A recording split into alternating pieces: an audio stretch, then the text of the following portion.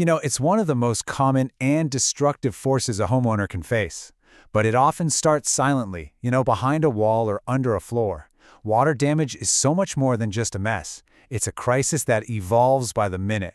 So let's dive into this and really understand the threat that could be hiding in your home right now. Okay, so picture this. You hear a weird sound, you walk into your kitchen, and bam, there's an inch of water on the floor. It's a total shock, right? But what happens next in those first 2 days is what will determine whether this is just a manageable problem or a complete and utter catastrophe. The clock starts ticking immediately. I mean, in the very first minute, that water is just spreading, seeping into every single crack. Within an hour, your drywall and insulation are acting like giant sponges, soaking it all up. But here's the kicker. At the 24-hour mark, mold can actually start to colonize. We're not talking about surface stuff. We're talking deep inside the walls. And by hour 48, the water isn't just making things wet anymore. It's actively compromising the very structure of your home. The damage is just compounding like crazy. To fight this thing, we've got to understand the enemy. And it's not always some dramatic hurricane or a massive flood on the news. A lot of the time, the biggest threats are already inside your house, just waiting for the right moment to fail. There are really two kinds of water threats, right? First, you've got the catastrophic failures, the big, loud, obvious events you notice right away.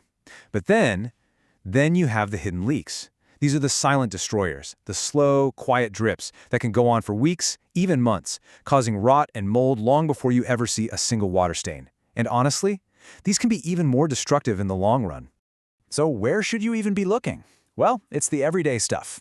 We're talking aging water heaters, clogged AC drain lines that can flood an entire attic, washing machine hoses that just give way, and of course, all that plumbing hiding inside your walls. These are the usual suspects that turn a totally normal day into an absolute emergency. Okay, so when the worst actually happens, what does a proper cleanup even look like? This is where the pros come in, and let me be clear about something. This is a science. It is so much more than just grabbing a mop and getting things surface dry. The entire restoration industry actually follows standards set by one main organization, the IICRC. They're the ones who establish the science-based protocols, so it's not just guesswork. It's a field based on psychrometrics, which is the science of air and moisture, all to make sure your home gets restored safely and, more importantly, completely. Now here's something that is absolutely crucial to understand. Not all water is the same. Professionals immediately classify it into one of three categories. Category 1 is clean water, like from a broken supply line. Category 2 is gray water, which has some contaminants, maybe from a dishwasher. And then there's Category 3, black water.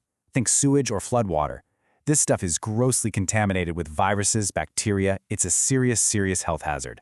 And why can't you just, aim a few fans at it and call it a day? Because of porosity. Your home's building materials, the wood studs, the drywall, they're basically sponges. Get this, a single 4x8 sheet of drywall can soak up and hold more than a gallon of water. So just drying the surface leaves all that moisture trapped inside, creating this perfect, hidden breeding ground for rot and mold. Okay, so let's shift gears and look at the solution. A professional restoration isn't some chaotic free-for-all. It's a very controlled, systematic process designed to take you from that initial moment of panic right back to normal. It follows 4 really clear phases. It all starts with that emergency call and getting a team on site ASAP. Then, they extract all the standing water to stop any more damage from happening. The longest phase is next, the controlled drying, where they carefully monitor moisture levels. And only after everything is verifiably bone dry does the reconstruction begin. And they do this with some seriously impressive gear. We're talking truck-mounted extractors. They can pull hundreds of gallons of water, these massive dehumidifiers and air movers to control the whole environment, and this is the really cool part, thermal imaging cameras and moisture meters to literally see the water you can't see. And this number right here explains why patience is so important. The absolute minimum time for a proper, verified structural dryout is 3 to 5 days. It just can't be rushed. Trying to close up walls before those materials are truly dry is probably the single biggest mistake anyone can make. Of course, once the immediate crisis is finally under control, the practical questions start rolling in. How much is this going to cost me, and is my insurance even going to cover it? Well, the financial stakes are pretty high. The data shows that if you delay getting a professional response beyond that 48-hour window we talked about earlier, the average cost can easily jump over $7,000. In this situation, time really is money. So what's the deal with insurance? Well, generally, your standard homeowner's policy will cover sudden and accidental damage, like that burst pipe. What they almost never cover is gradual damage, from a slow leak you didn't fix. And they definitely don't cover damage from outside flooding. For that, you need a completely separate policy. This quote from our source material really just says it all, doesn't it? Waiting too long leads to severe consequences: mold, rot, and expenses that just multiply. It's a powerful reminder that in a water emergency, the decisions you make in those first few hours are absolutely the most important ones. And that really leaves us with one final thought to take away from all this. Between your plumbing, your appliances, and your HVAC systems, your home is just filled with hundreds of potential points of failure. Being aware of them isn't about being paranoid. It's about being prepared for a threat that is, for most of us, not a matter of if, but when.